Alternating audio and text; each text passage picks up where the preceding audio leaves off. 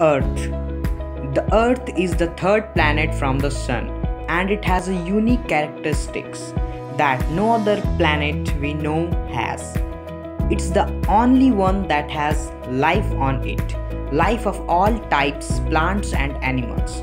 Its average temperature is 15 degrees Celsius, and because our planet also has water and an atmosphere, it is the perfect place for life. Like other planets of the solar system, the Earth moves in two different ways. One is rotation and the other is revolution. All spinning objects have an imaginary line called an axis on which they spin. The Earth too has an axis which passes through the north and south poles. The Earth also spins around its axis. The axis of the top is vertical, but the axis of the Earth is slightly tilted. It is at an angle of 23.5 degrees. Why is the axis of the Earth important? The tilt of the Earth's spin axis with respect to the plane of its orbit about the Sun, the eclipsed plane, is important for a habitable Earth.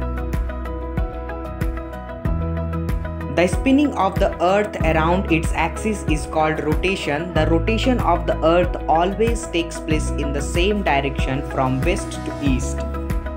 Do you know what the circle that divides the day from night on the globe is called? It is called circle of illumination. While the Earth rotates around its axis, only half of its surface faces the Sun.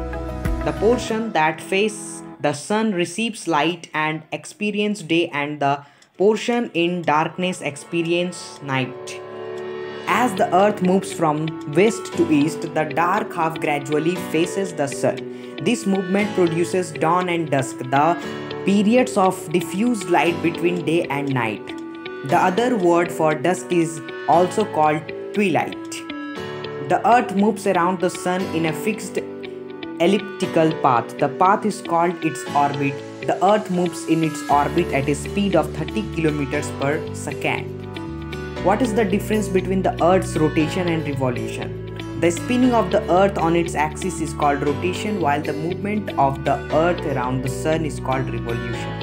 The Earth takes 365 days, 6 hours and 8 minutes, approx 365 and 1/4 days to complete one revolution around the Sun. That is why a year has 365 days.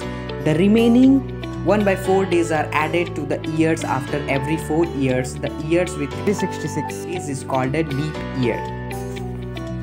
So overall, what comes out through this presentation? In this presentation, we have seen about Earth's rotation and revolution, features and functions, and what are its ways of working.